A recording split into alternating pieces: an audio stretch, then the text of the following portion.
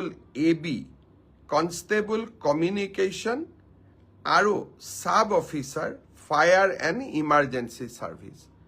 কনষ্টেবলৰ ইউবিত পোষ্ট আছিল 1760টা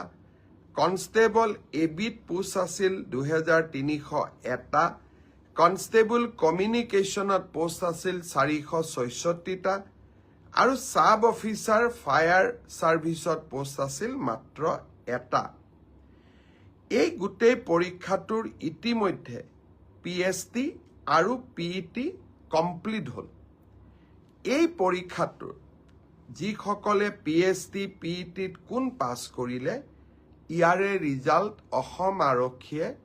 12 মাৰ্চ তাৰিখে ঘোষণা কৰিব অৰ্থাৎ কনষ্টেবল UB পৰীক্ষাৰ প্ৰথম ৰিজাল্ট 12 মাৰ্চ তাৰিখে প্ৰকাশিত হ'ব ইয়াৰ পিছত আপোনালোকে নিজেও জানে যে এটা লিখিত পৰীক্ষাত আমি অৱতীৰ্ণ হ'ব লাগিব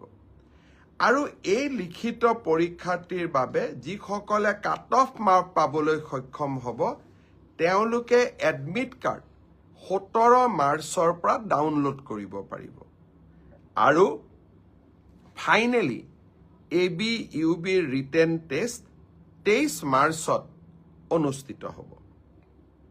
ইয়াৰ পিছত অসম আৰক্ষীত ড্ৰাইভাৰৰ 667টা পোষ্টৰ বাবে